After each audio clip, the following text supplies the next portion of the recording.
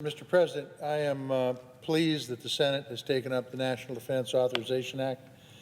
There is a 60-year tradition in this body of getting this bill done because the importance of this bill transcends partisanship.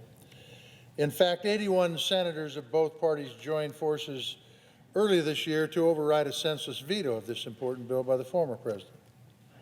Now, while both sides of the aisle can work cooperatively to get this defense policy bill done, we are now seeing unprecedented obstruction by the minority party to passing a budget that will fund the programs that our military and our veterans need.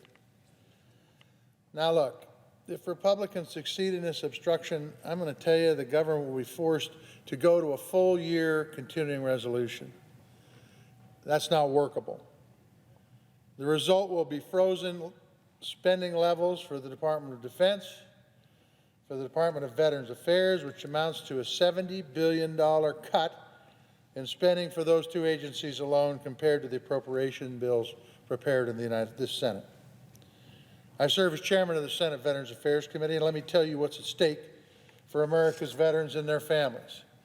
Funding will be blocked for priorities like expanding veterans' access to life-saving mental health care services, enhancing women veterans' health care, providing housing assistance, and expediting the delivery of benefits and care for those suffering from toxic exposure. Let me say this again.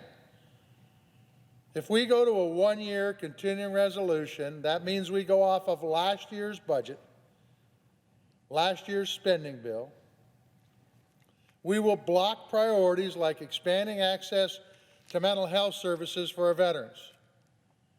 We will block services for expanding women's veterans' health care.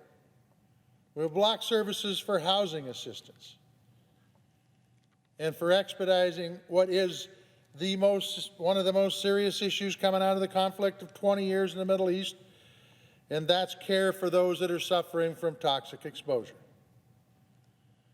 The bottom line is this would keep the VA from properly addressing a whole host of issues on behalf of those who have put their lives on the line for this country. And they're going to continue to pay the price for us not doing our job. As chairman of the Defense Appropriations Subcommittee, I was able to draft a bill that provided a $31 billion increase for defense compared to last year. This military bill is consistent with the spending levels approved by the bill we're working on today. In fact, in an amendment offered by Senator Inhofe, that amendment passed 25-1, which will plus up this bill.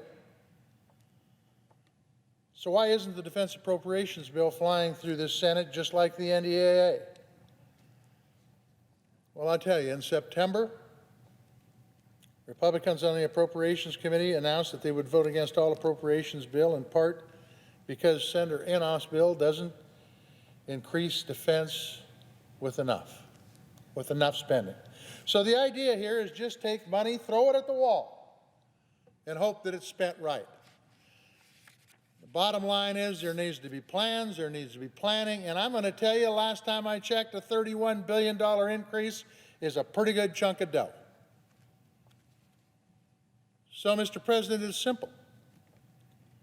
Do we want to fund the VA? Do we want to fund the military? Do we want to fund this country's government?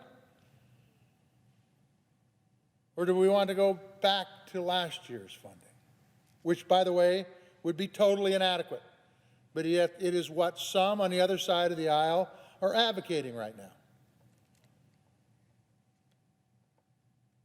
Look, guys, we're in a continuing resolution right now. It expires on December 3rd.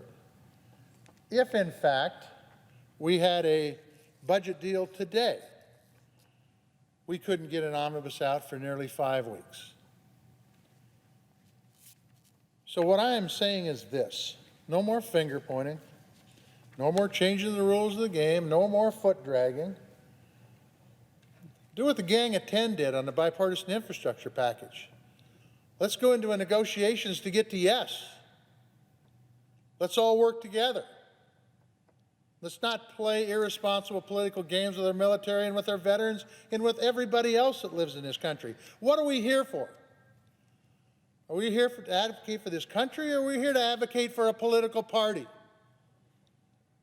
I'm telling you, the appropriation bills that should have been done last September,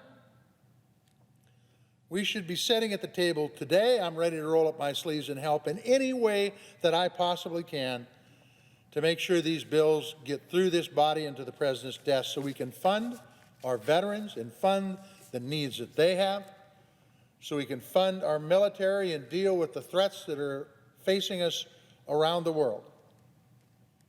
It's time, folks. It's time to quit talking, and it's time to start doing.